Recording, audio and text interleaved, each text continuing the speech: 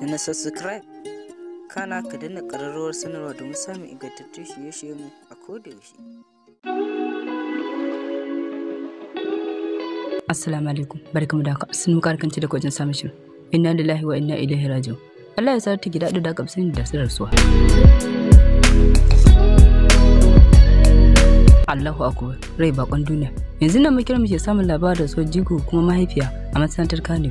Sa'ata gida da aka sani da Mama da suwa. Kamar yadda aka wallafa. Shafin Freedom Radio Nigeria suka wallafa inna lillahi wa inna ilaihi raji'un.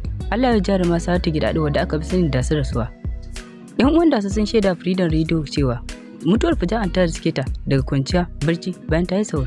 Za a jana'izar su nan gaba a Kano. Allah ya gafarta mata amin. Uziya D. Suleiman ta wallafa inna lillahi wa inna ilaihi raji'un. Allah mun tuba.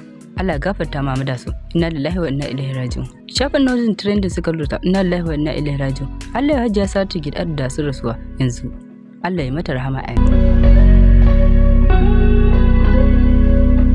Duba da yadda muka bibi shafinta, mun ga wata wallafa tata na bidiyo da bai wuce awanni 23 ba da dorawa ba. Tana mai nema almajiranta taimakon ɗinkin sallah. Ya nuna alamun Januwar bata yi wani dogon rashin lafiya ba, rai yayi halinsa cikin kankanin lokaci.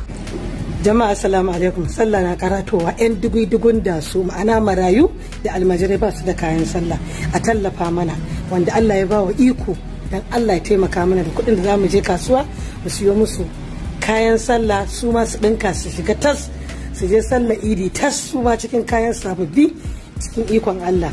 Jama'a a taimaka yan dugui iyalan da su ma'ana yan marayunta da almajirai da muke bawa abincin sadaka da Allah ya taimaka musu ma bana su dinkin sallah yadda sallah ta kurato amma mu koyaushe ne dai muna bukata su ma su sun saka sabon kaya a jikin su kamar yadda kowa yake sakawa.